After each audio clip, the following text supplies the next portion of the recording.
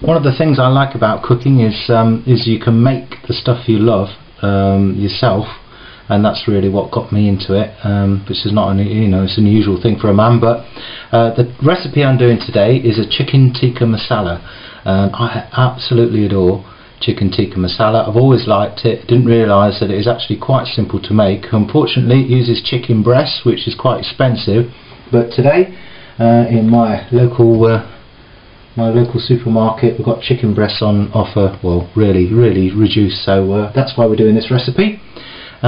Basically, it's two parts. You make a marinade, which means that you flavour the meat. You cut it all up and flavour the meat, and then you cook it slowly with a sauce, and also in this case in either yogurt or cream, I think. But in this case I'm going to use yogurt, natural yogurt, and it tastes wonderful.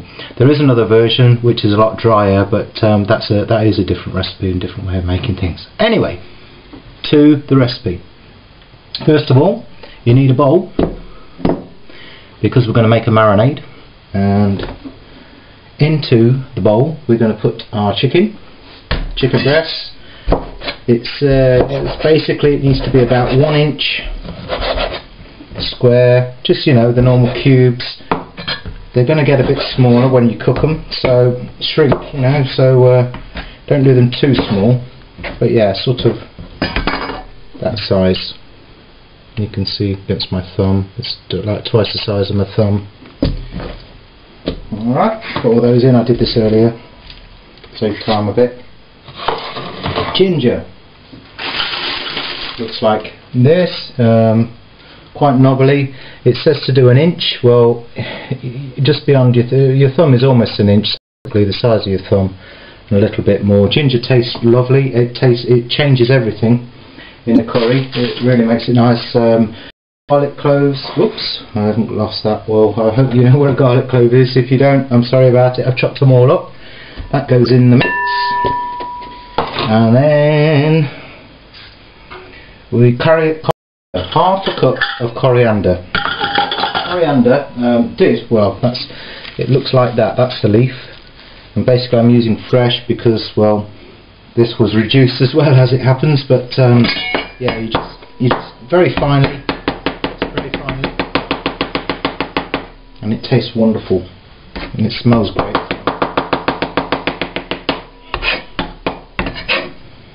Anyway, in the recipe it says half a cup. It doesn't mean half a mug, it means half a cup. This is an actual measure. It's an American system.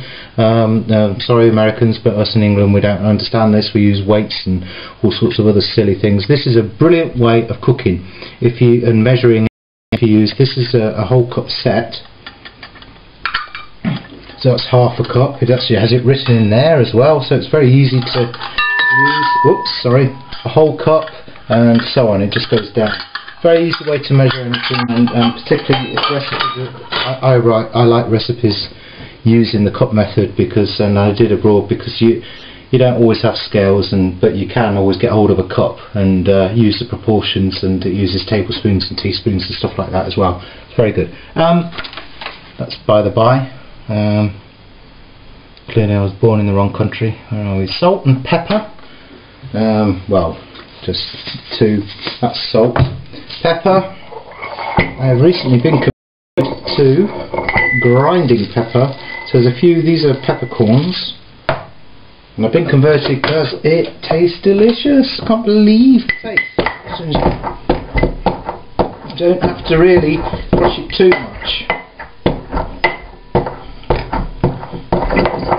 As soon as you do it, you can smell it. You can smell it's good for you. I mean, I haven't really done it that much. A bit coarse, but so what? Oh, it smells great. And sorry, I'm reading a recipe, which is why I'm doing it. Lime juice. Okay, zest of a lime juice, and the juice. Zest of a lime. That is a lime. And juice of a lime. I guess if you haven't got a lime, you could use any citrus like an orange or whatever, but most people think zest is a shower gel, or what their man should have, but maybe they should have it, but anyway, in this case, in terms of cooking, it is a grated peel. So you, oh, that's not coming off at all, so I'm going to use the other side.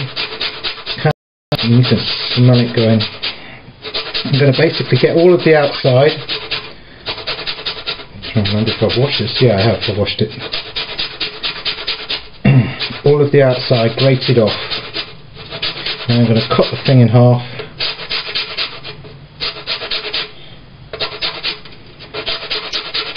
And you can't skimp on this. You do actually need some zesty stuff in it. That gives it the part of the tikka flavour. I should have done this years ago. I've only just recently started making tikka.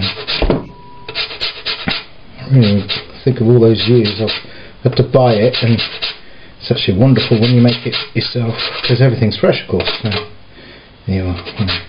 Right, well, you know, that's as best. I mean, I guess Jamie Oliver might go for all of it, or he probably uses a machine, doesn't he? But or an assistant. But I haven't got either.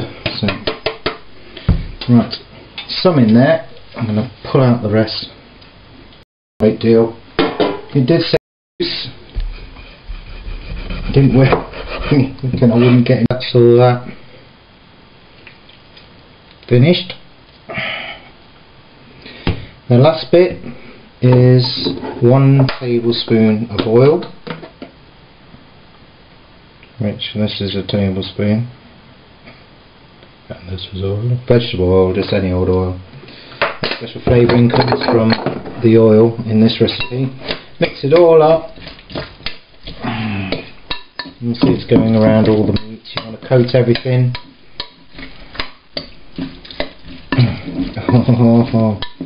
And it smells very limey and fresh,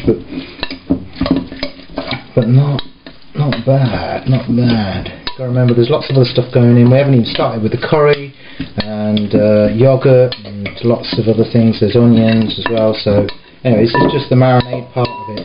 You want to flavour the meat. Which is what I'm doing, and trying to coat it all insides a bit. And in the recipe it says 30 minutes, leave it 30 minutes. And Jamaican would say, what? You do it overnight? Well, you know, you can. Of course you can. The thing with chicken though, chicken doesn't, in the fridge it's alright, but can't leave chicken too long without doing something to it, like cooking it. Right, so that's that. Yeah, more coriander in there if I can,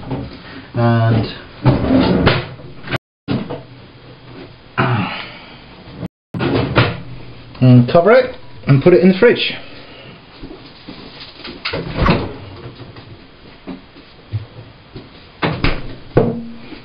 And I'll be back in 30 minutes. Well, not literally 30 minutes, but I will carry on in 30 minutes. Oh, never mind. See you in a bit.